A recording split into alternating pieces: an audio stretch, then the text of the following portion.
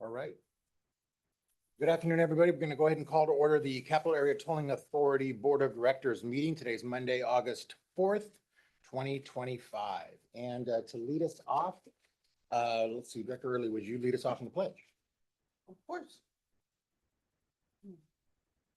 I pledge allegiance to the flag of the United States of America and to the republic for which it stands, one nation, under God, indivisible, with liberty and justice for all. Right. Clerk Robert, would you please call the roll? Yes, welcome back from recess, everyone. Directors, when I call your name, please indicate your presence. Director Aceves. Here. Chapman. Here. Kennedy. Vice Chair Early. Here. Chair Villegas. Here. Ex officio members Click. Here. Deloria. Talamontes. We have a quorum. Very good. Thank you, Robert. Are there any public communications on items that are not on the agenda but within the subject matter jurisdiction of this body? There's no public comment. No public comment. I see no hands up. That takes us to disclosures. This is the opportunity for members of this body to disclose whether or not there are any conflicts of any type, of any sort, to be able to use yourself from those items. Any conflicts?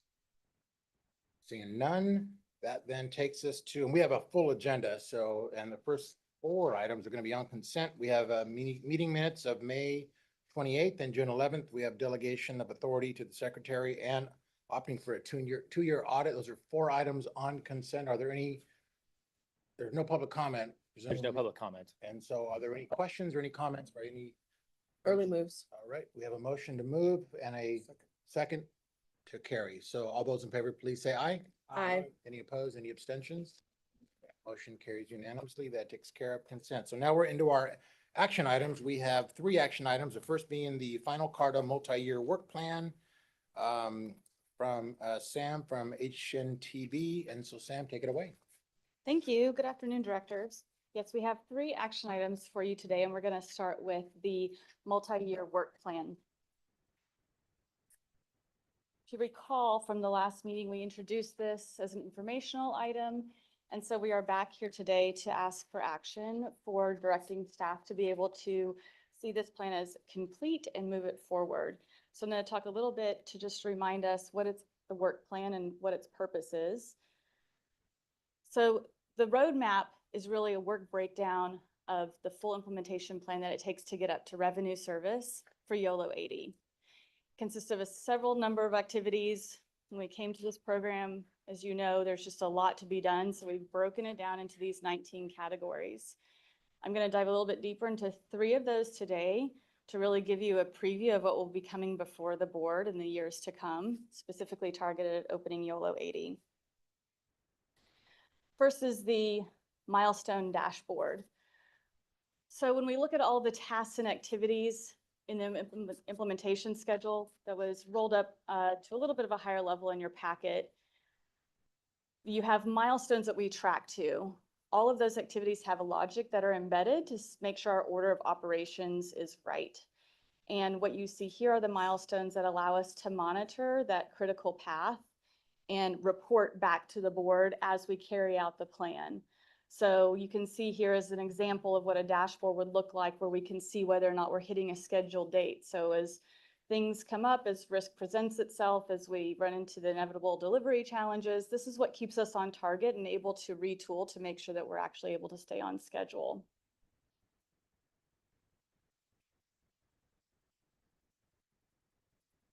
This is a look ahead for the board approval items. We have these rolled up in a specific section of the work plan, and we'll follow the similar format that we've been doing to date for policy adoption. So we'll want to make sure that we're coming to you ahead of time with information, able to get feedback, take direction well before requesting action on these items so that you're able to have some transparency and make informed decision making. It's worth noting that some of these will be refined. So the work plan, just as a reminder, doesn't have all of the schedules for the civil construction, and since this toll system integrator hasn't been procured yet, there's going to be a lot more detail on some of those parallel schedules. So think of this as a tool that's a first start to capture all of these things, but something that's going to be refined and matured and really evolve with the program during the reality that comes with delivery.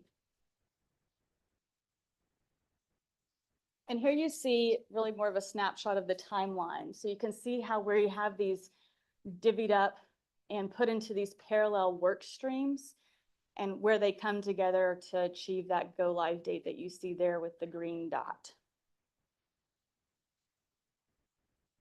And with that, the staff recommendation is for the board to accept this roadmap as complete, understanding that we will be using it to report back on progress and any kind of issues that come up, and for you to direct staff to implement it and update it as appropriate.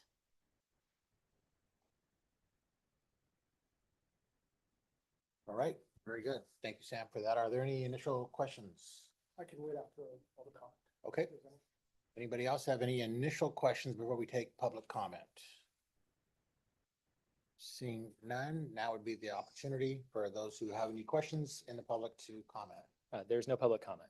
All right, bring it back to our body. Yeah, go ahead. So going back to one, first of all, thank you for the presentation, sir. Going back to page 2 of this.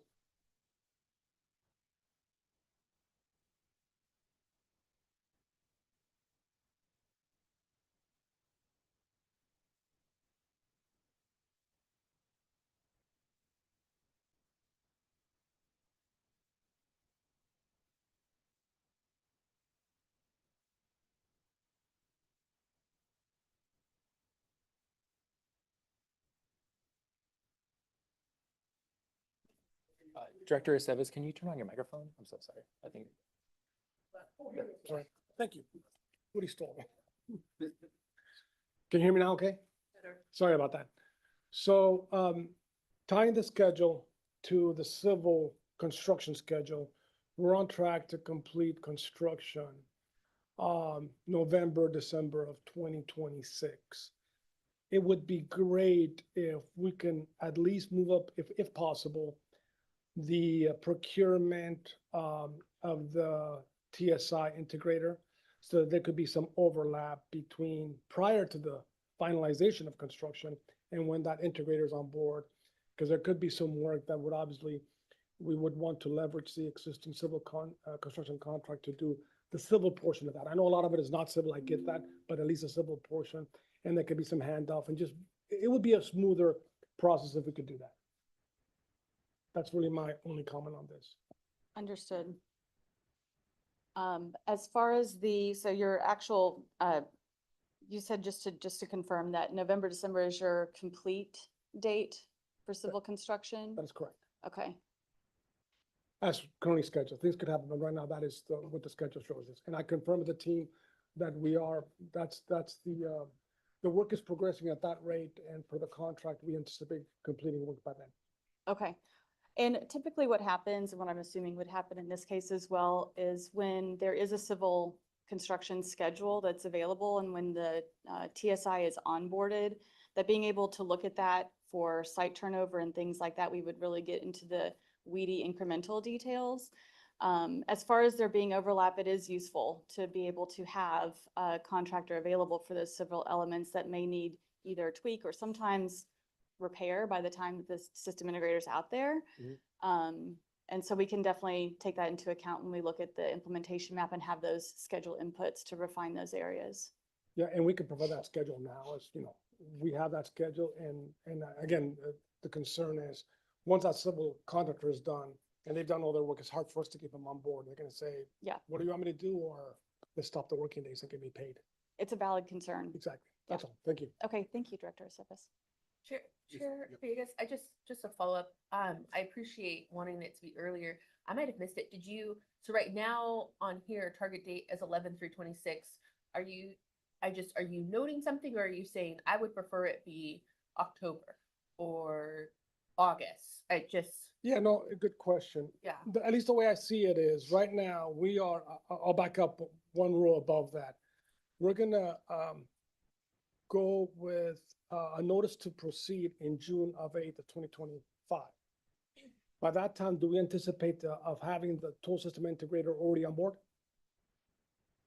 So, yeah, let me take us up here. So there's two things happening, right? Caltrans is building the lane with its contractor, and then CARTA will hire its toll system integrator or TSI contractor to install the technology to collect toll transactions and also to process those toll transactions. So notice to proceed, of course, is contract start date. And so what Director Aceves is flagging is that although there is a June 8th to November 3rd overlap between toll system integrator start date and civil end date, based on the current schedule, we'd like more overlap. That's And CARTA's on the same page as Caltrans with that. And so we meet biweekly and we're working to try to maximize the amount of that overlap so that, for example, if the lane needs to be closed for the toll system integrator to go and install the equipment, or they need to inspect each other's fiber or electric, that they're all under contract at the same time. And so, yeah, So thank you. I appreciate that. And so great. That means I was keeping up, I was understanding, but then what was lost in translation for me is specificity, right? So right now, like you said, you're backing up June 8th, Mhm. November 3rd. Help me out. Are you saying it should be earlier? If we can get 2 or 3 months earlier, then that would be great, bottom line. Or that's 2 or basically- 3 months earlier than June? That is correct. Okay, so that's very helpful. So we're talking more like April. Yeah. Okay. That's all. Is that what? and we're gonna work to move it up as much as we can. There are mutual dependencies, right? There are pieces of the Caltrans civil work that need to finish before we can put out the RFP for the TSI. And so we're working together to try to move it up and expand that overlap. And by the way, I want to be clear, it's not absolute fatal flaw. We have about 6 months, 5 months, whatever the math is. But anything we can get more, because again, we're down to 5 months. Yeah. If we can get 6, 7 months, we'll do better. That's all. Okay, great. All right. Any other questions or comments on this item? Taking public. None there. If not, then we need a motion to approve what I believe is staff's recommendation to accept the roadmap and to direct them to implement it. Early So- moves. I'll second. So, all right, so motion here and a second here. Got it, Robert? Okay. All those in favor, please say aye. Aye. Any opposed? Abstentions? Seeing none, that motion carries unanimously as well. Very good. Thank you for that, Sam. I believe you have the next item as well, and that's item 6, which is the enforcement and violations. Yeah, that's your item. Very good. That's correct. Right. Another snapshot of our policy decisions and opportunities tracking sheet here, showing that in addition to the work plan, what we want to talk about today as far as action is on enforcement and violations. Again, I'm going to do some refresh on the last informational meeting and then dive into a little bit more detail around the violation penalties recommendation that's before you. First, in-lane enforcement. This is the CHP carrying out traffic and safety activities for the lane. So we will have some sort of CHP agreement that would be entered into with CARTA. We'll be bringing that back at a later date, as you saw in that look ahead from the work plan. This is something that's required. And so I could take any questions about this later, but I want to spend the majority of time talking about toll violations. This is a violation that is when someone has gotten into the lane and per CARTA's policy has not used a fast track transponder. This does not involve any officers pulling people over. This is basically where the toll system sees a vehicle, no tag, captures the plate, and sends it off to process a violation. A few things to think about as we go into this. I'm going to just step through the process. As I said, someone uses the lane, no fast track. What happens is we go and we get the registered vehicle owner's address from the DMV. By statute, that's where we have to send the violation. That first violation that comes, according to statute, you can not have a penalty with it. So as long as someone pays in time, there is no penalty for that first time that you use a lane. Then if you do not pay it, you get the penalty. And if you ignore that, you get a second penalty. So when we think about penalty structure, what we're talking about is, one, making sure that we have a strong case to enforce equally. So violation penalties that signal that this is easily enforced. It's very clear and transparent policy to get people incentivized to pay their toll and ideally set up an account. We also want to think about penalties as a mechanism to be able to cover the operational cost. So if you think about all the things that have to happen to notify someone that they have violated, and let's say they've gotten forgiven once already, so they have not behaved right, they have not gotten their fast track transponder, we've gone out to the DMV, we've sent them a piece of paper, and then we've sent them a second piece of paper. And then we have to receive the call, receive the payment. There's a lot of activity that goes into actually enforcing your toll violations. So thinking about that as an operational cost is something that we want to consider to make sure that we are being able to cover those costs and balance that with customer service. So we don't want to operate at a loss. So how do we do that? We use carrots and sticks. So I'm going to go through some of the carrots, the incentives first, and then the actual penalty structure will follow. I mentioned that by statute, the first time a customer uses a facility and receives a toll violation, that violation penalty is waived. The toll is not. The penalty is waived as long as the people pay the toll. Also, according to statute, is a low-income payment plan that went into effect last year, and all of the back offices are able to carry that out. So that's not any additional cost on what is already happening in all of the California back offices. Administrative review, this is really for people that are disputing a charge. They think they were incorrectly told or that it wasn't their car, so there's an administrative review process for that.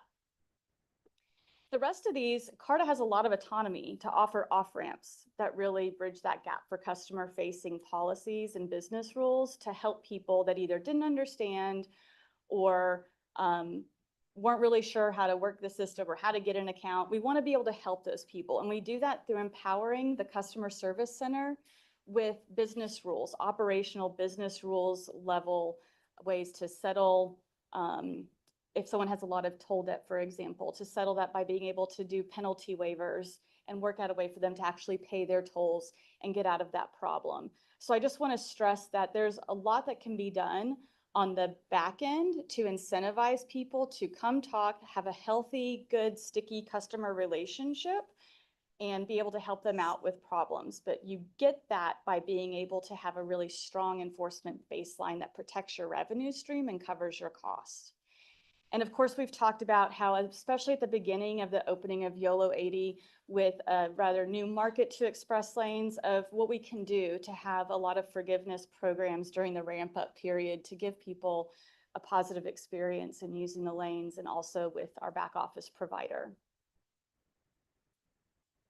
Now, on the penalties, when we think about the amount of penalty, we really want to discourage initial and repeat violations. Penalties that are low can be seen as a fee. And we have seen anyone from parking violators to toll customers that just see those as fees for doing their way of wanting to pay their toll violation. And we don't want that. We want most people to be in a fast track account and using our lanes properly. So penalties also incentivize payment. That's why that early piece of the first time waiver is so forgiving.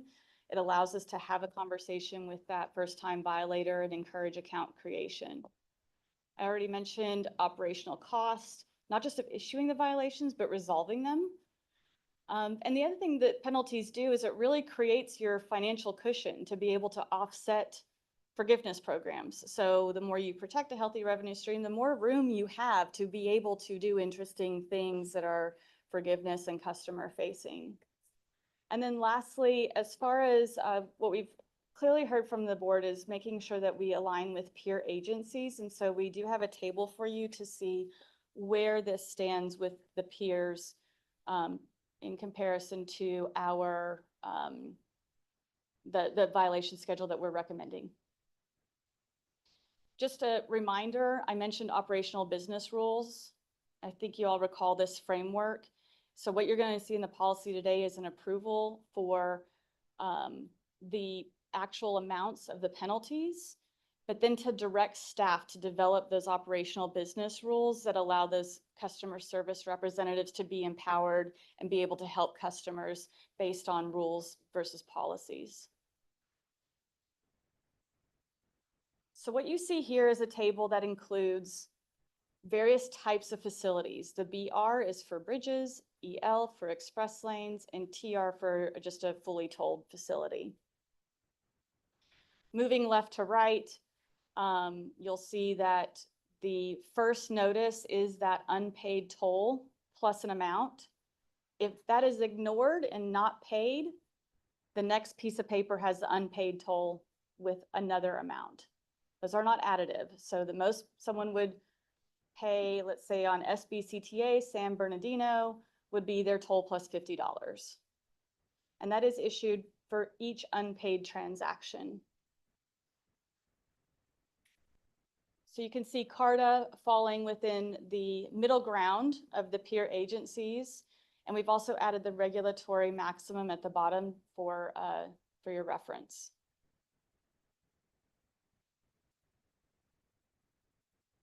So staff recommends that the board authorize CARTA staff to develop that CHP agreement. Again, that's something that will come back to you for full approval with the total amount.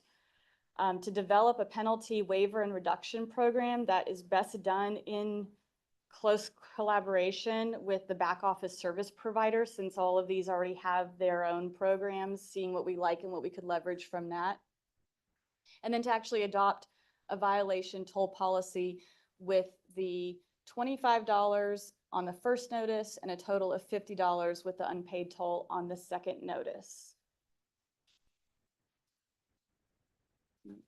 All my notes. And then in the policy register that was attached to your packet, there's a few things I just wanted to point out before I turn it back over to you, Chair. That the policy number 8 is really that violation enforcement approach to make it equitable and fair across all users of the system. Policy number 9 includes the incentives of being able to work with the back office provider to develop those programs. And then policy number 10 is the actual policy amounts that you'll see in that register that will eventually go into a board adoption of a resolution. And I'll turn it back over to you, Chair Villegas. Right, very good. Are there any initial questions before we ask if there's any public comments?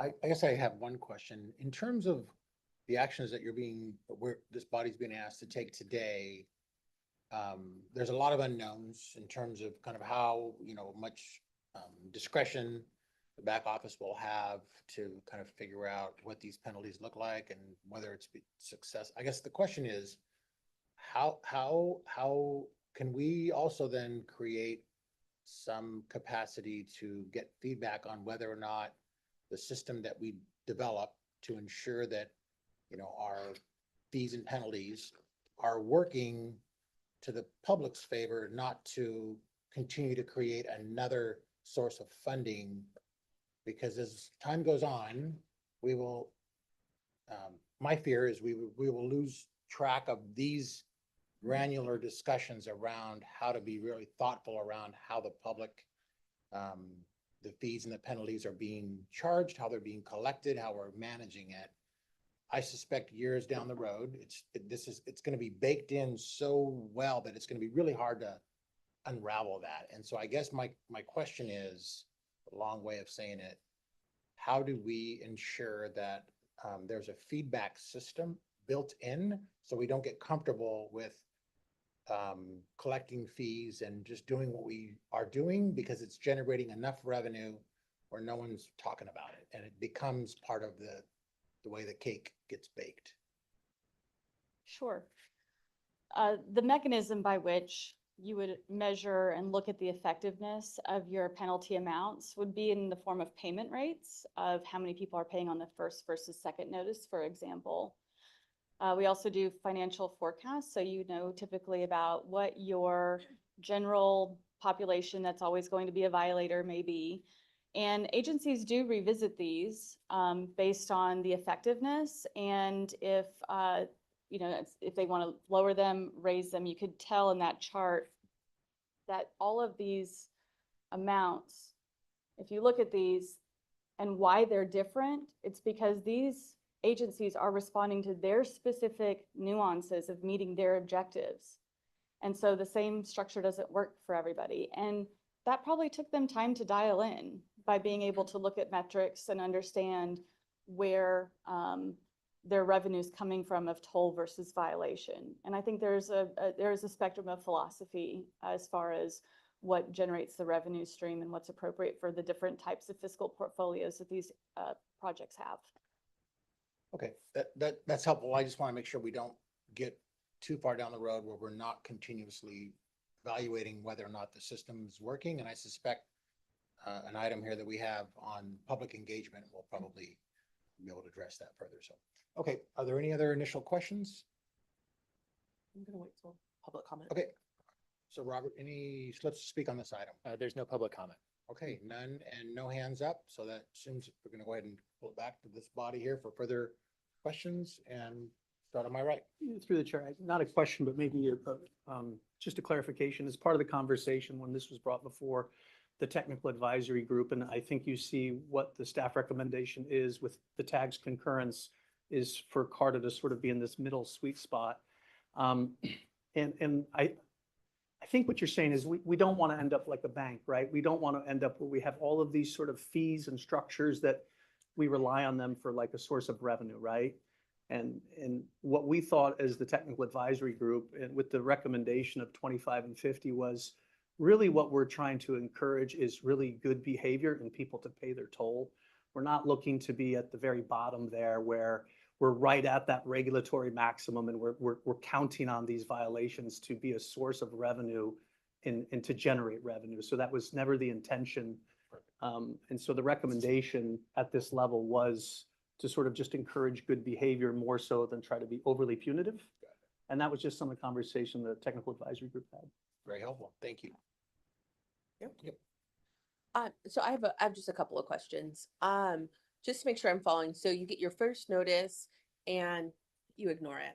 And your first notice is $25 unless you sign up for a fast track, right? Or pay the toll, right? I don't think it's an or. It's not. No. I misunderstood. You have to pay the toll, and you will pay the fine unless you sign up for a fast track. But you may say like, you know what, I don't, oh yeah, please, unless correct me. I was just going to say that is, so by statute, that's absolutely correct. Agencies do have the option to be even more forgiving though and not require fast track to be established if you wanted to just take the toll that first time. Okay, but just again, I don't want to conflate. What we're talking about here is you would pay your toll and then pay a fine of $25 unless you sign up for a fast track, then you don't have to pay the fine of $25. Correct. Just so we're all talking the same thing. Okay, perfect. Let's say you ignore it. And so then you get a second notice. And I have a couple of questions, but I just want to start with this one. And now it's $50. Now, is it 75 altogether, or now instead of 25, your fee has bumped up to 50? The latter. Perfect. Okay, awesome. I'm doing good so far.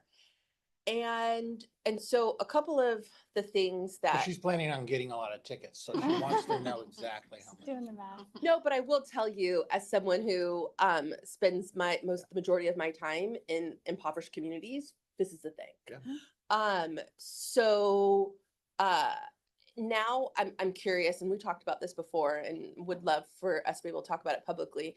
Our comparisons that we're doing, most of these that we're seeing, like our comps, are coming out of Southern California, right? Maybe do you want to talk more about that? He's nodding yes, but For express lanes, yes.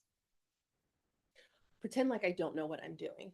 That's So, no, you're when doing you great. say express You're lanes, doing like great. No, the SBCTA, the San Bernardino and the toll roads, the transportation corridors agencies, that those are SoCal centric. Golden Gate Bridge obviously is in the Bay and that has a 25 to 50, but it is a bridge. okay. So the express lane comps, really, like you said, they're our sweet spot for the middle, from the tack end from you all are coming from SoCal. And that pricing structure is based on the expense it is to run it there, right? Like in theory. I think it's a mix. I mean, there is the expense and there is the what will force a payment. What is painful enough to consider getting a tag and not violating again? and to pay your toll. So I think that it is also a disincentive. So it's a combination of covering your costs, but also we want you to really feel it. Okay. And so then for what we're seeing in the Bay Area, and again, I have the luxury of, we've talked before, but I want to talk about this publicly. What we're seeing in the Bay Area is the $10 does not cover costs. Is that what we're saying? Or yeah, maybe tell me more about sort of like the Northern California comp. Sure.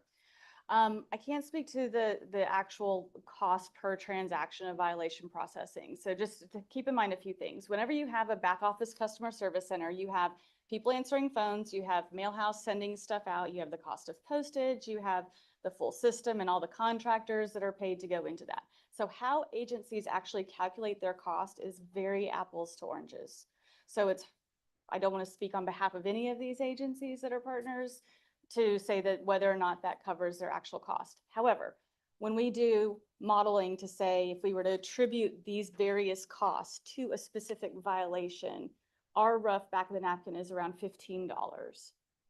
Now, is $15, does that feel like a fee or does that feel like a penalty? Is some I of the guess it calculus that goes depends into on it. your annual income. Very, very. Okay. So $25, at least for me, where I currently sit at, definitely feels like a penalty, to answer just your question. Now I will tell you $25 to the UC Davis student who was going back and forth 20 years ago, that's going to be a boatload of money for me. And so I think that's where, I struggle just a tiny bit. I'm thinking about much of the folks who are going to be going over that. Now, I think one of the things we talked about though is there'll be student discounts and student rates and all these other kinds of things that hopefully will help so that students are picking up their fast tracks and won't have to necessarily encounter these penalties. What you're referring to, so yes, so when we think about wanting people to get into a fast track account, and that we don't have plans for any programs yet, there will be the studies coming out to make sure that that's done in some sort of co-creation with what's meaningful to those individuals and who really struggles with it, right? But what we do think about is, and especially like as we're looking at back office providers, is what are the barriers to getting a fast track? So if you have a fast track account that costs $75 to get into, all of a sudden that $25 is like, well, maybe I'll just do that and not use the lane anymore. But if you have a fast track account that costs nothing, a free tag, or $5 to put on your account for your next toll, that's a lower barrier of entry. So what the work we do to counterbalance these is to say, how do we have access and affordability for all community members? And there are a lot of really great examples because every toll agency across the US wants to serve all of their customers. They have a business mind. So we try and create those programs specifically to answer to the needs of communities. This is the stick, that's really more of the carrot. And also just the help and forgiveness to be able to say, this is how you can come in and use this program, again, equitably across different types of users. So just last question, because I know we have a lot on our agenda today, at least last question from me.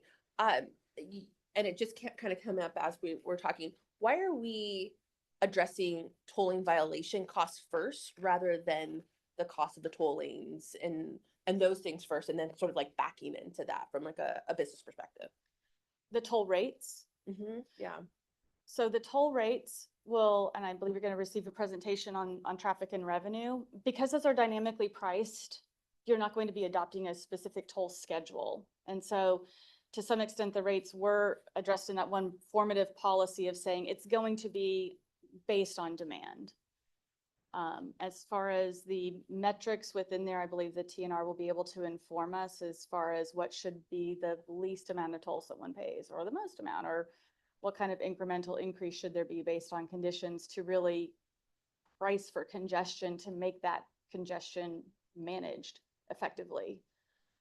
Does that help answer your question, Director Early? It does. And what I will say is, I think what makes, and I understand it's necessary, what makes this difficult for me is one, the knowledge that knowing that it's going to that I just don't consider the cost of living in Southern California and therefore the cost of operating things to necessarily be comparable to Northern California. And so it does feel like we're actually pricing it higher because of that, because our comparable is naturally higher because the cost of living is higher there. And so that makes it slightly difficult for me to accept this. But then also without really fully knowing how much it's actually going to cost to operate the system. And then the cost of the fast tracks and all of these different things that really, quite frankly, this is supposed to be based on, but we haven't necessarily decided yet, makes it just a harder decision to make, knowing though that I agree with you, we have to do something. There does need to be some sort of incentive to pick this up. And so that would be my last comment. Right, any others? Yes, sir. Yep. Yes, there you go. Thank you, Chair, and thank you for the presentation. My questions, you touched on a little bit around kind of the cost to get into fast track and the barriers to those. So what is it, when does that decision come to us as a board around whether it's a free tag in the first year that we're in operation? How does that work in terms of kind of the barriers to the fast track piece? So during the agenda item, I have in a little bit about the back office procurement. The approach that we've taken is to look at the back office partners to see what they're already doing. However, we are during those early meetings of asking questions about their flexibility to be able to accommodate other business needs that CARTA has specific is something that is in the mix. So let's say that they charge a certain amount for a fast track transponder and CARTA wants that to be a reduced level, to have that be cheaper or have it be free. Then we would need to look at the cost of doing that. And is that for means-based customers or is that for everybody? But we want to look at that whole collection, the whole collective picture, and use what may already be in the back offices as a starting point. I should say that those kinds of toggles are possible. Same with the violation penalty amount. If you wanted to come back to Chair Villegas's question, if you said, okay, we started at 25, we think we could get away with 20. Like if that's something that the board wanted to do, violation penalties do change over time. They go typically the other way, especially when costs aren't being covered, and it becomes very tenuous for an agency to continue operating in a certain way. But I think that feedback loop is, we hear that, and I think there's opportunity there. But so just so I understand what you're saying. So we do have the ability as a board to have that conversation saying that we want to have whatever it is, the first year, whatever, or on an economic based piece, the fast track is free for a customer. We have the ability as a board to have that conversation and make that decision. Absolutely. It's the affording of the free fast track that we would have the conversation Yeah, around. and what that costs. Exactly. Yeah. Yeah. So you have to weigh that. So I do, and I appreciate your comments, Director Early, and I think I am supportive of moving forward with the staff recommendation. And part of that for me is I do think that people will, if we have an incentive program in place for them to sign up for fast track, if they are users, college students, or people move back and forth, they will. If that barrier is not there, I think that will be the incentive for them to sign up, which is what we've talked about wanting that people do. So I think knowing that that is a conversation we'll have moving forward, I am comfortable. Last comment, not question, or request actually. Could we, I appreciate Chair Villegas flagging he would like to come back to this. I think it would be helpful for us to build in when we would come back. Appreciate, right? Like it's like, it would be great if we did this. Could we actually just say like 6 months in or a year in, we will come back to this, and then actually put that within our timeline? Yes. Yeah, I like that. And that's your 6 months is the direction we're receiving. Is that correct? Are we? We can come back with a recommendation. I think especially, yes, if we could think about that a little bit to get to steady state and have data that's actually worth the trend would probably be great. So I don't know if that's 6 months or not, but we will definitely have something to come back with for a recommendation. Great. Perfect. All right, if there are no other questions, was that a motion? Dr. Chatterton? I'm sorry. Yes, ma'am. Yep. I guess I am supportive of Dr. Early's comments earlier of like working backwards. So we're gonna have the budget soon, and now we have these numbers. So it's like, how did we get to these numbers? And $20 and $40 in my head would sound better than 25 and 50. Just because we are not LA. And then I know that the issues that we had, the Bay Area had, which is why their toll looks lower right now. So I think coming back to a few months from now would be great, especially as we move forward and especially before it gets rolled out so that we could do a lot of it. Right. There are no more questions or comments. Was that a motion? Sure, yes, I'm staff. All right, so we have a staff recommendation motion to my left and a, I just want to make sure I'm understanding, Yeah. Director Talamantes' comment. So Yeah. would we be able to before it, because I like it. So would we be able to, once we pick our amounts that were, the dynamic pricing and all those other things, to actually come back to this to see if it actually could be or should be 20 and 40 before we roll it out? Because that's what Director Talamantes I just can said. take this. And you're our board, you can do anything, right? So right now, we're gonna lock this in as part of the toll policy register in draft form. And then at the end of the year, we're gonna bring back the full toll policy register and ask you to relook at it again on information and relook at it again on decision at the end of the year as this collective formation of the CARTA board. So that would be another opportunity to revisit. And then ultimately, we need to do a toll ordinance where we go through a formal process as required by statute that says exactly how the lanes are going to be enforced and includes those penalty schedules. That'll be close to when we open. So that would be another opportunity to revisit. What I'll say is that we're not going to know much more between now and then, right? And I hear the desire for the penalties to be related to our costs to put out the penalty amounts. But, right, penalties are also to disincentivize bad actors, which we will have. We will have people who don't want to be bothered and are such a high income that they want to just move on. And we want to make sure that we're trying to move those customers over as well, so that the whole system is not bearing high transaction costs. What I think makes sense at the staff levels for us to come back to you with an item that says, so many months into operations, let's relook at it. Because that's when we'll have new information about what our actual costs are and how effective this is at moving customers over, or what kinds of customers are paying the penalty. We'll have more info then. So I appreciate that. I really, really do. To Sam's point, once we lock in a price, even 6 months in, it's going to be difficult to ratchet that back for this board. Like I realize that. And so that's the only thing I would just flag for us. Likely what we are voting on today is what's going to happen, because that's just how government works. And so that is my main concern. And so it might be when you give us this pricing and we have to vote again, that, as Director Talamantes has pointed out, I actually might be with her on this and saying, like, actually, we want it to be a little bit lower. So I am just flagging that for us as well. right, very good. You good with that? We have if there are other comments or questions, we have a motion on the table looking for a second. I will second the motion.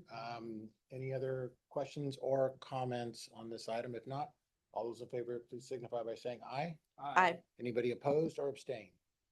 Okay, that motion carries as well. Thank you very much, everybody, for the great work on that. More to come. Let's see, that then takes us to item 7, also an action item, back office procurement. And I think, Sam, you're leading that one as well. Yes, feeling the burn today. Let's see. All right, so back office procurement process. This is an update, and as you saw, it is an action item today based on what we've done so far. So I'm going to explain that process, and then we'll be back in October for the actual selection. So today is not selection of a back office provider, it's to form an ad hoc subcommittee to be able to help that process along.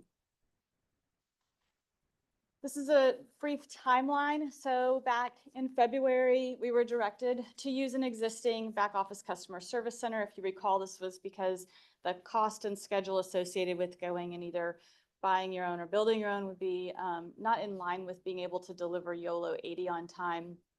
So in April, staff sent out letters of interest to all of the providers in the state of California that operate back offices. At the time, we received a response from 4 agencies who were interested in talking as a potential partner for CARTA. And based on that discussion, 3 expressed interest. So I'll go through some of those now. But you can see here, this is the board update that we're at right now. And then in October, as I mentioned, coming back for a decision on the actual provider selection. This is our regional provider network. So the blue dots are the ones that we're talking about when we're talking about the partners that have been engaged.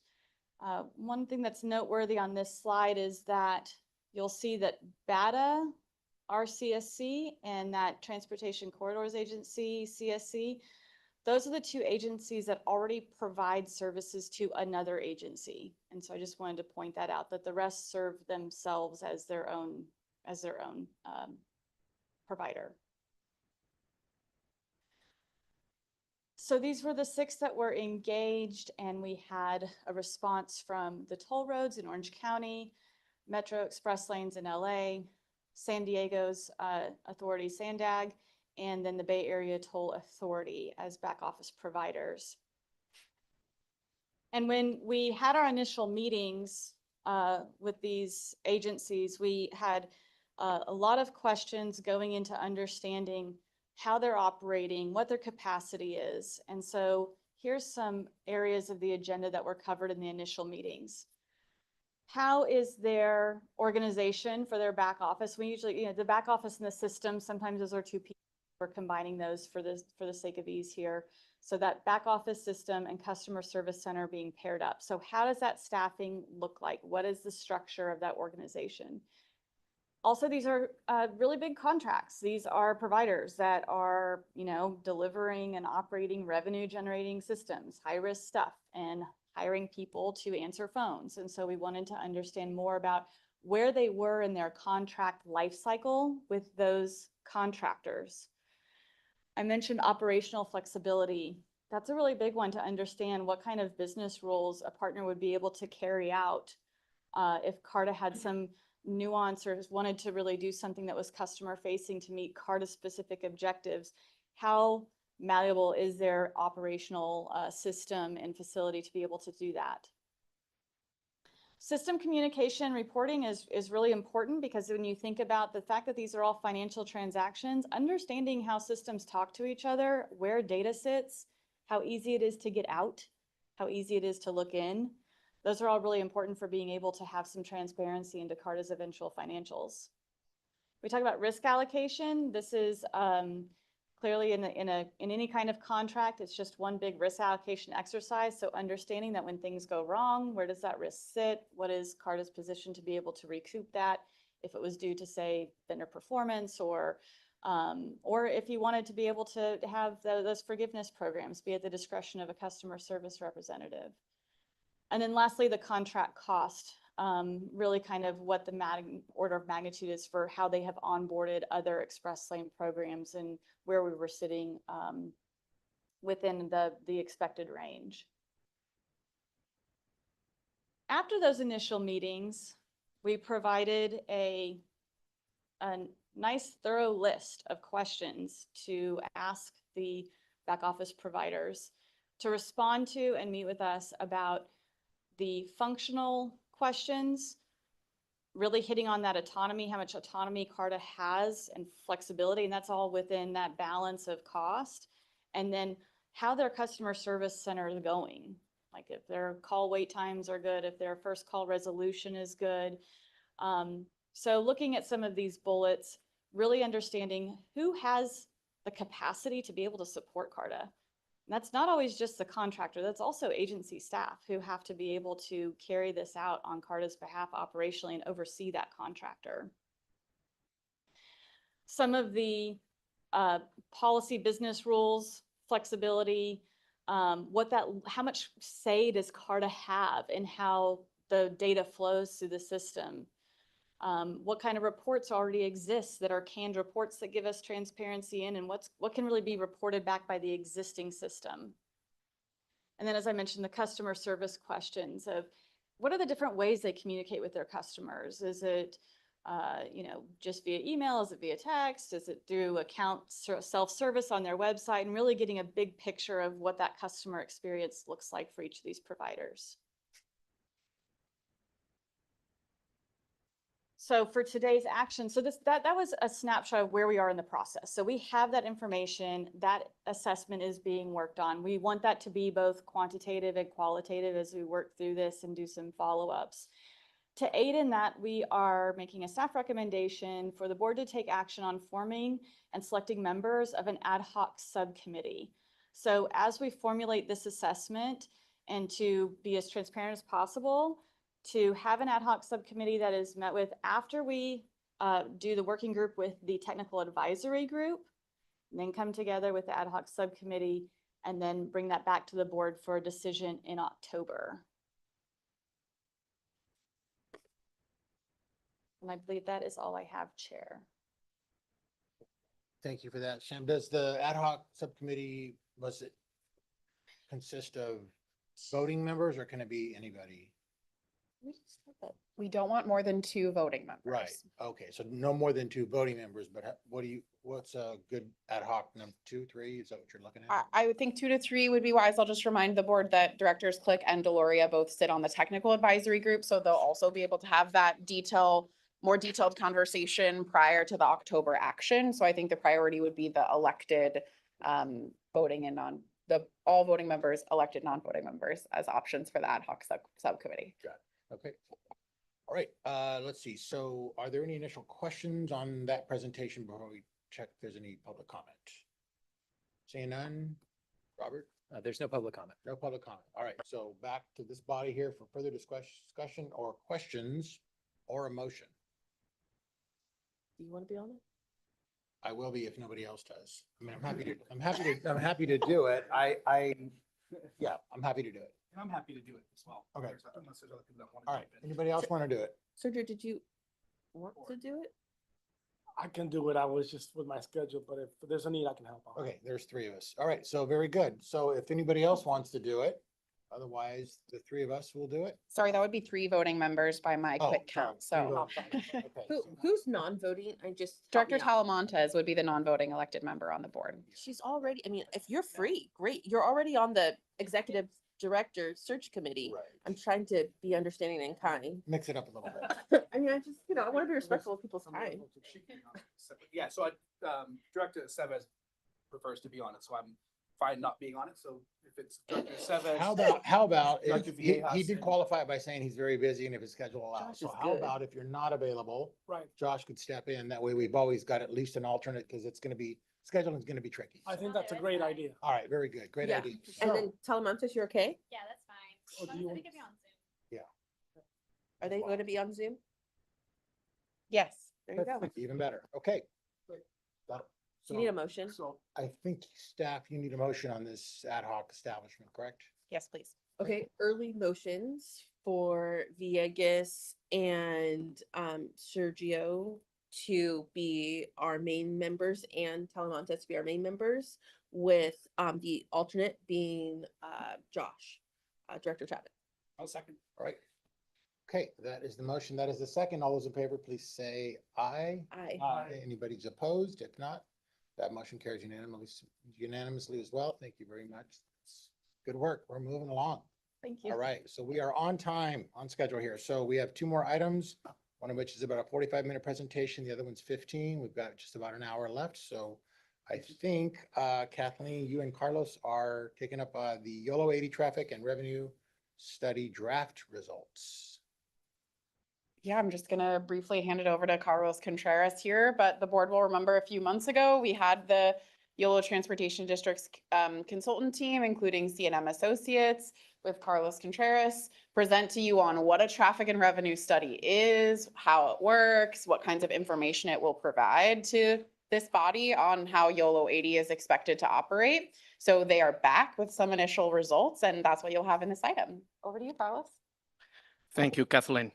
Hello, everybody. So I'm Carlos Contreras, president of CNM Associates. We're doing the traffic and revenue study for YOLO 80 as a sub to STC, who has a contract with the YOLO County Transportation District.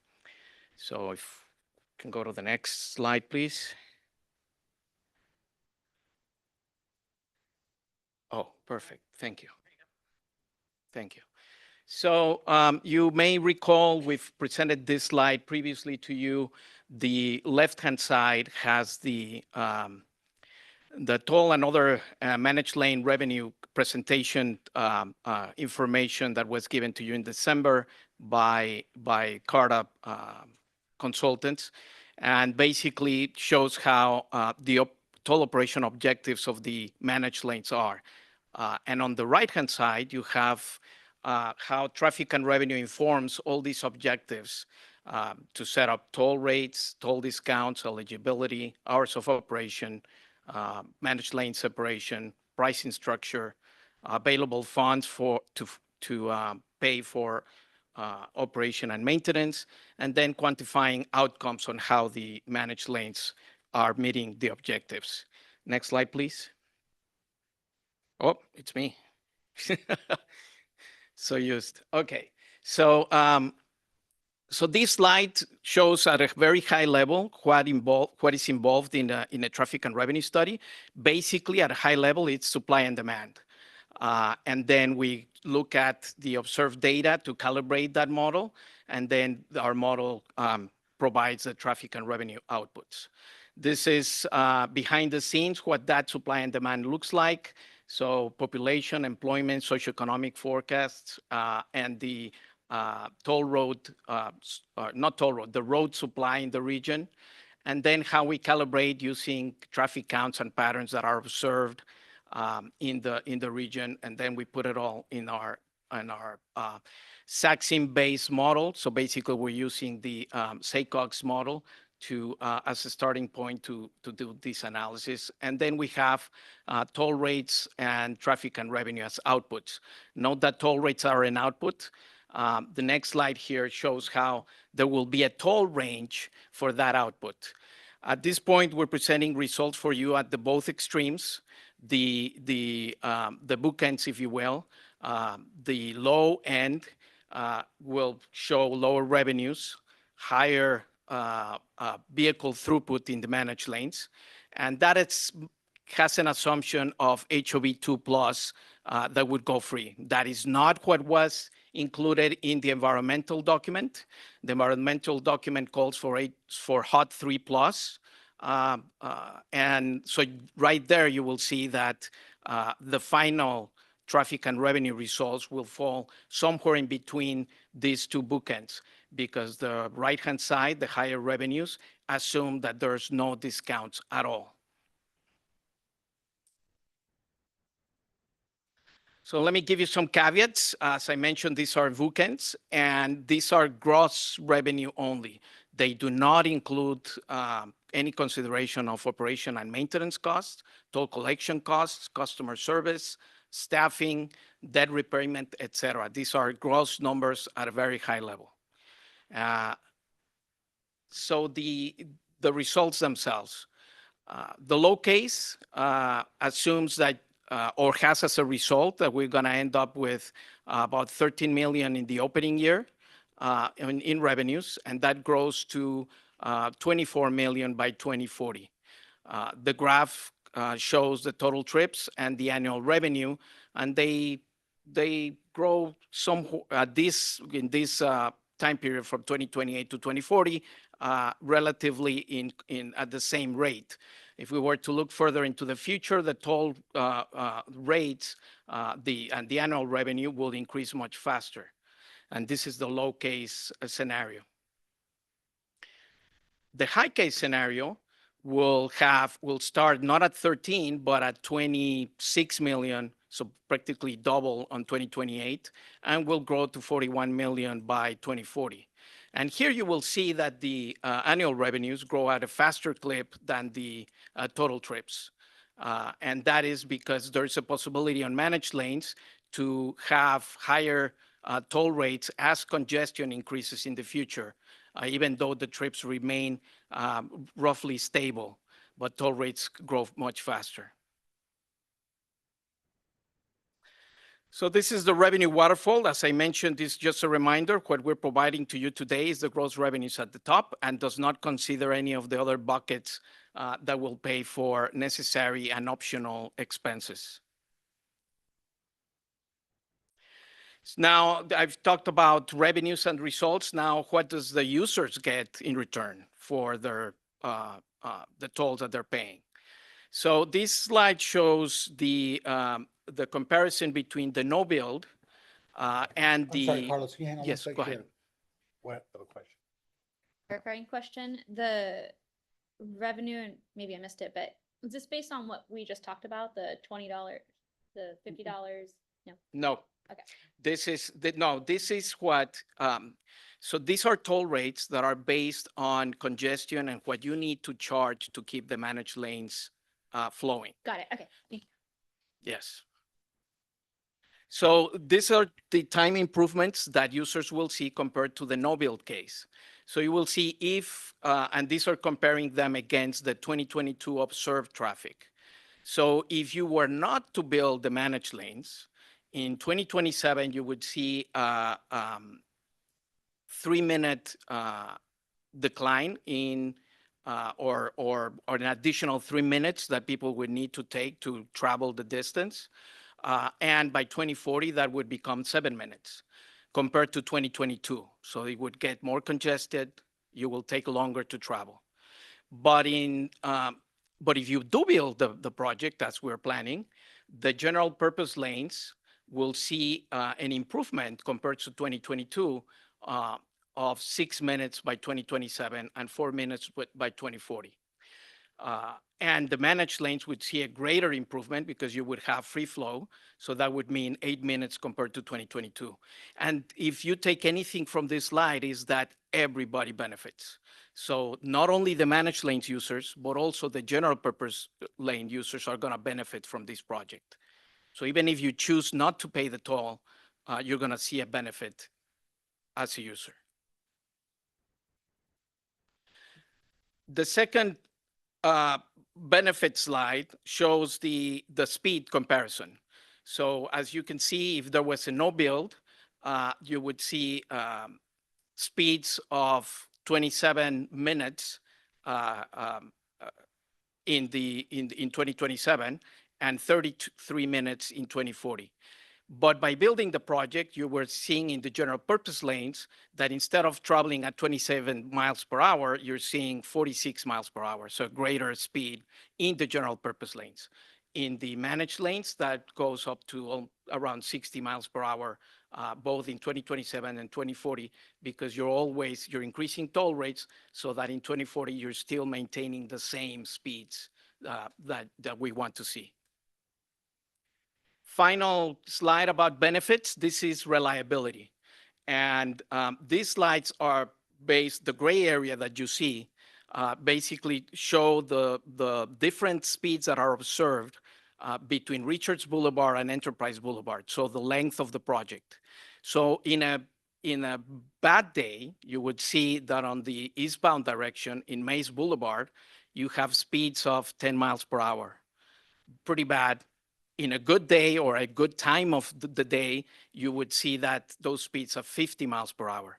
So if you're a user and you don't know how is it going to be today, is it very congested? Is it not? So I need to basically allocate more time beforehand, budget more time for my travel. And that has a price. That's at a cost to me because I need to leave earlier, maybe half an hour earlier, 45 minutes earlier to make it to my airport flight, for example. But if I have the option of using the managed lanes, I don't need to leave half an hour early. I can have that constant speed that is in the forecasted managed lane speeds that I showed earlier, around between 50 and 60 miles per hour. So that is a benefit that I'm willing to pay for. So even if that day I did not save any time by using the managed lanes, I did save time by peace of mind, but not time, but I did save, yes, time because I didn't leave earlier and have the peace of mind of knowing that the managed lanes are an option to me. So if I'm a low income user that I do not use the managed lanes every day, but that day that I have something important to get to, I have that option and I do not need to leave 45 minutes earlier from home. And now I will turn it back to Kathleen. Yeah, thanks, Carlos. So just before we hand it back to the board for discussion and questions, which you should certainly, I just want to step back again and remind us how we should use this information that comes out of this study. So this is a model, it's a forecast. The quote up here of all models are wrong, but some of them are useful, right? So neither the low case or the high case is like you should be going home and figuring out, right, what you're going to use that money for, right? Because that's not what this is. But what it does help us understand is the range of policy decisions that we make. What world order of magnitude do we think we're going to be in on YOLO 80? And critically, these results from this TNR are really important for your staff team to be able to keep chugging along on all of the dominoes that we have to knock over to get to opening YOLO 80 in 2028. And that includes developing our RFPs in agreement with our toll vendor and back office. They're going to want to know, how many transactions do you think we're going to need to process? And how many of those are going to be the full length versus other pieces of the puzzle? And then this also gives us the ability to provide you an updated budget forecast and have better and more clear conversations with our potential startup funding partners. If they can have a sense of what range we're looking at on revenue, we're able to secure more of those startup funds for CARTA.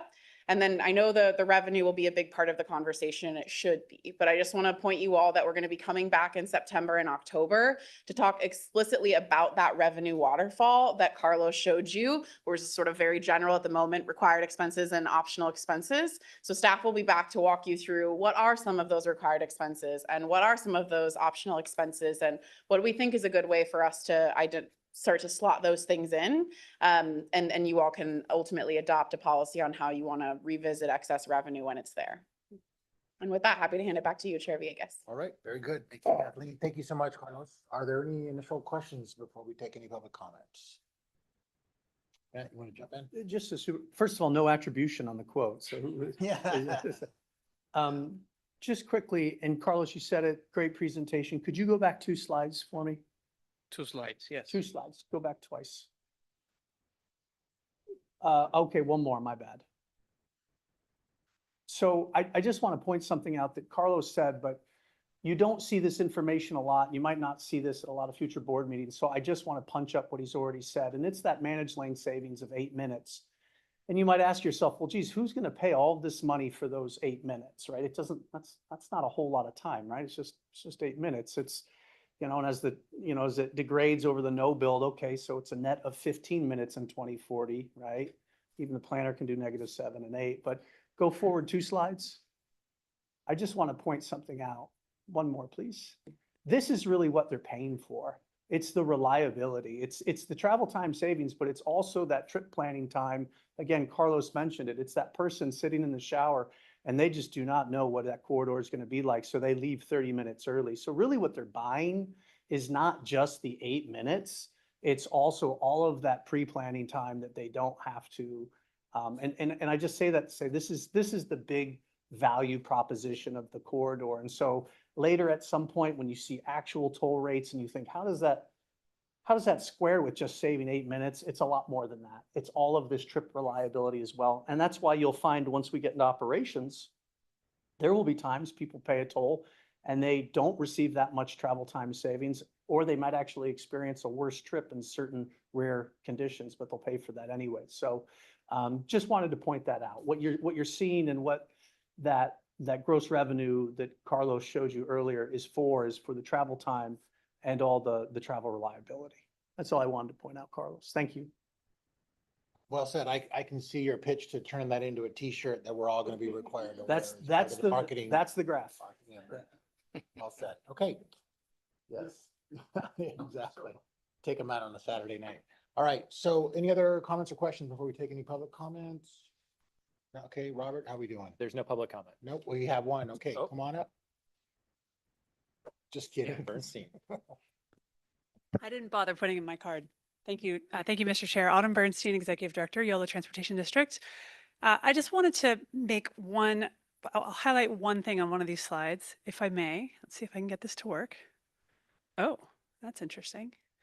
It's a minor thing and I don't want to derail the conversation, but it's important. And it's about carpools.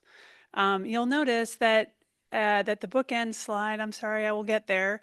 We talked about, here it is, that for our low case study, we assume that HOVs were all free. And for the higher bookend, we assume that there's no carpool discount whatsoever. This is not what the conversation is about today, but I just want to underscore, why did we do this? We do have, as this footnote tells you, our EIR says it's going to be an HOT 3+ lane, which means, right, carpools 3 or more will pay will go for free. 2+ will pay a partial toll. However, the EIR actually cleared a bunch of different alternatives, including the 2 alternatives that we have here as the bookends. So there is an administrative process by which any of those alternatives could be selected if the board decided, and of course Caltrans decided, it's their EIR, that we thought it made sense to look at a different alternative. Again, that's not today's conversation, but I wanted to highlight this because we wanted to help you understand what the range of different revenue and traffic outcomes are based on the decisions you make, not just on carpooling, also on things like an equity low-income discount program, toll rates, et cetera. So that's my comment. Thank you for listening. Right. Thank you, Autumn. Are there any other public comments? There's no other public comment. Very good. Thank you, Rob. Okay, we're gonna bring it back for, yes, sir. Just one question, and I would be remiss if I didn't repeat it, even though it's been stated 3 times. Yes, our environmental document said hot 3+. So that, and I wanted to just address this to Carlos. Again, thank you for the presentation. With these bookends, and I think Autumn, you stated this very well. There's a lot of variables, right? But my point being is with a hot 3+, and I think you stated that earlier, actual revenues are probably gonna be somewhere in the middle between the bookends that we're looking at right now, right? Yes, Second point is, I noticed that this is, and this is getting a little bit into the weeds, this is what we call a level 2 traffic revenue study. that's correct. Is there, I believe there's a better level of study called level 3, is that correct? That is correct, yes. Can you talk a little bit about that, just so that the board understands if Yes. that's gonna be, because level 3, I believe, is an investment grade kind of study, is that correct? That is correct, yes. Go ahead, if you can explain. So, Yeah. so in the spectrum of traffic and revenue studies, you can go from level 1, which is sketch level, what you guys did already, what Caltrans did already for the environmental process. Level 2, which is the next step up, which we're doing now, which the main differences are that we take the SAC-SIM travel demand model and we calibrate the model, and it's a lot more robust. And then there's the investment grade, level 3, that takes that same travel demand model, but then adds a lot of detail. And what that is that we basically don't want to leave any stone unturned, because that is used primarily to support financing. And we want to be able to answer all questions from rating agencies, bond investors, et cetera, or the state infrastructure bank or whatever, depending on the type of loan that you're getting and the size of it, right? So that's what that investment grade level 3 is. Will that be done sometime in the future, I guess? That depends on CARTA's board decision, yeah. I can take that. Staff's currently not planning on doing a level 3 TNR for the YOLO 80 project. Things could happen that could change that, particularly on the startup funding entity. But we're not currently forecasting it'll be necessary for YOLO 80. However, it will likely be necessary for other projects that we plan to deliver in our region. Okay, thank you. Yes, sir. Thank you, Chair. Thank you, Carlos, for your presentation. Just a quick question around the improvement numbers that we have on the slides earlier. When you talk about the no build, those numbers does that reflect a no build managed lane, but reflects 4 lanes? Because there's going to be 4 lanes, or is that reflecting, you have 2022 numbers, which are 3 lanes. Yes. So how are you incorporating the addition of a lane into the reliability numbers, given that there's a 4th lane being added to that? So that it's without the additional lane. These numbers are the no no build build. option here is if there were just 3 lanes. Yes. Okay. Okay. I'm just curious because there's not going to be a no build option with only 3 lanes. No, that's correct. What this is meant to do is to remind all of us that, as Director Click sort of walked us through, is that really, even if you can't stand the concept of a toll and you never want to get a fast track account and you never want to pay one, we're saving you between 9 and 11 minutes as it stands, even if you just continue to use the lanes that were always there and were always free. But if you choose to pay more to Right. get the additional savings, you have it, is what this is showing. Okay, thank you. It's the win-win. Yeah. All right. Any other comments or questions? This is informational only. That's all the information? Okay, we're gonna move on. Okay, that takes us to item 9, which is public engagement update, and that is again back to Sam. Yes, hello. Back in June, we were asked about this, so we were coming back to give you a preview of a public engagement plan for 2025, 2026, get your feedback on that. So first of all, as far as this early engagement, I just did something wrong. There we go.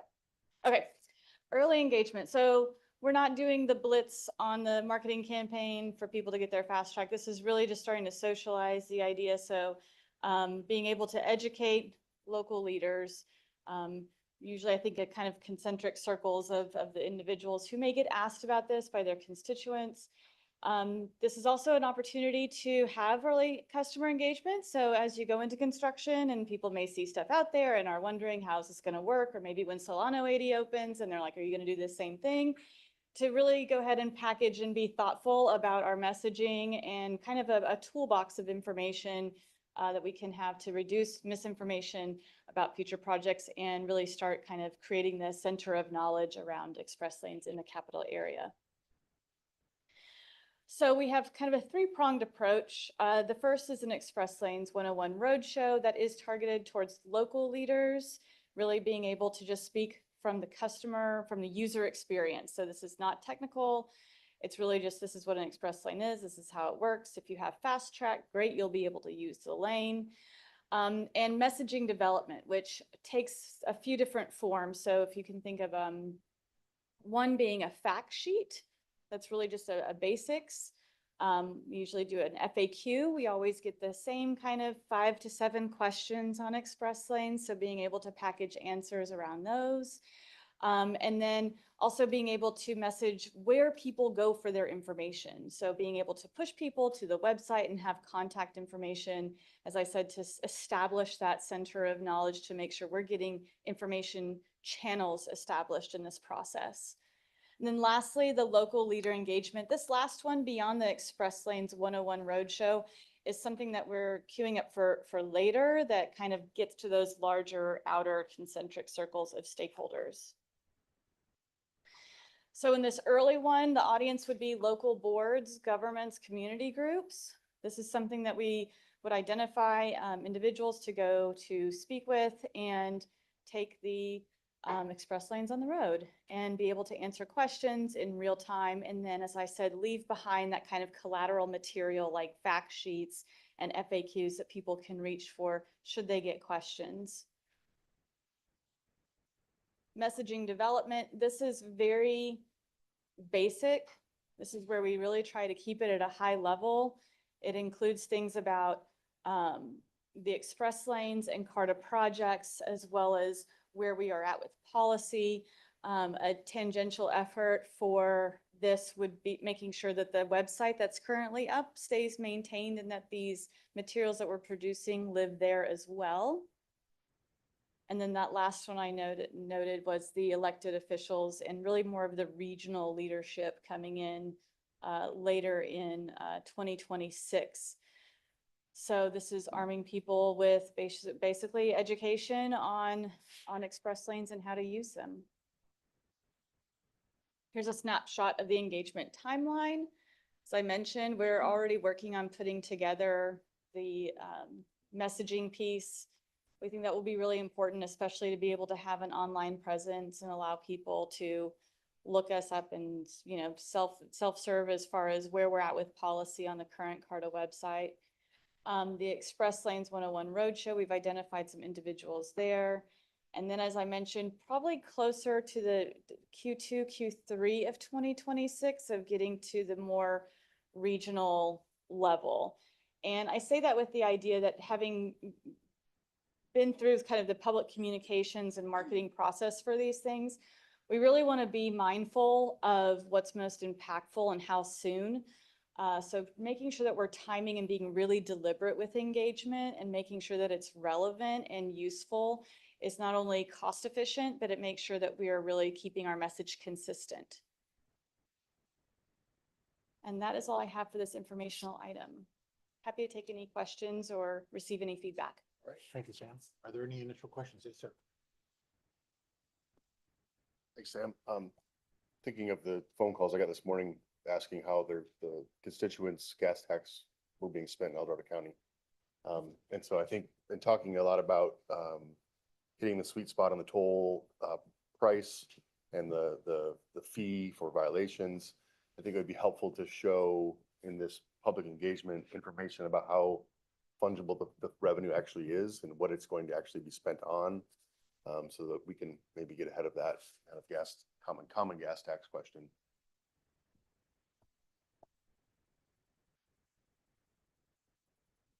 Is there any engagement that we can do now before all the decisions are finalized and like done? That way we can say, hey, to the public, like, I'm sure you guys probably get a lot more questions than I do right now, especially because it's in your backyard. Really? Well, I mean, I'll give it sarcastic. So I just like education, like right now saying, hey, what's your opinion about this? Would you prefer this? Would you prefer that? Like segment versus, you know, the decisions that we're making right now as a body to engage the people now, even on the website or some kind of public poll or I don't know, some kind of questionnaire that can at least be out there. That way people are not, that way people feel involved in the process. Yeah, we can take that direction back and think about as we look to adopt a final toll policy register from this year. I think one of the challenges, right, is like thinking through the board engagement and the explanation that is necessary for you all to feel like you're making an informed decision when we bring before you. Like these things are really wonky that you're dealing with this year, like segment-based pricing and per mile pricing, and they're not necessarily things that are intuitive or easy for the public to react to. And that's experience that we've heard in other regions as well. And so really what we've been prioritizing is board discussion and engagement. And then there's also, which I'll talk about a bit more in 10, but going to be an equity study coming out where we can have a lot more conversations about some of the things that have already come up. Like, does it cost money to get a fast track transponder? Is there a minimum account balance that you have to have? Things that are more about the customer experience that it would be great to have the public's feedback on. We're just not there. We're at the really kind of technical, cost and revenue piece of equation where there's not as much wiggle room a lot of time. Yeah, but I think to follow up a little bit on that, there might be, maybe you've already thought about this, an FAQ, right? When it comes to kind of those basic questions that are not the sort of the technical wonky stuff that most folks don't even know where to begin to ask their question, let alone care about at this point. But something as simple as that might be worthy of an FAQ listing that lets folks, you know, press on. Okay. Right, any other comments or questions? This was informational only. I don't suspect we have any public comment on this item. There's no Anybody? public comment. Nope. Okay, thank you, Robert. Okay, that is item 9, and that takes us then to item 10, which is toll program manager's report, and that's you, Kathleen. Yeah, just a brief update. I'm happy to report that CARTA was successful in winning its Caltrans planning grant to fund a regional toll equity study. So much gratitude to the Caltrans team on that partnership. Very exciting. So I'll be working through the contract and procurement pieces of that puzzle through the end of this year and early next year. And around spring timeframe is really when that work will kick off. And so the scope is pretty broad, and it's really looking at the full Imagine toll network in our region so that we can start to understand how the toll equity issues in Yolo County might be different than in South Sac, might be different than in Placer, and really start to understand what decisions at the CARTA regional level make sense for us to think about when it comes to toll equity pieces, and a lot of opportunity for engagement and collaboration with the public and our community partners to frame those pieces of the puzzle that make most sense for them to weigh in on. So really excited to have those resources available to CARTA and look forward to kicking that off with the board and the team next year. That's awesome. Well, congratulations to the staff that put together the proposal. Thank you, Caltrans, for your ongoing support on that effort. Okay, that then concludes our formal agenda items. So with that, then the next meeting is going to be Friday, September 5th. And we're not adjourning this meeting.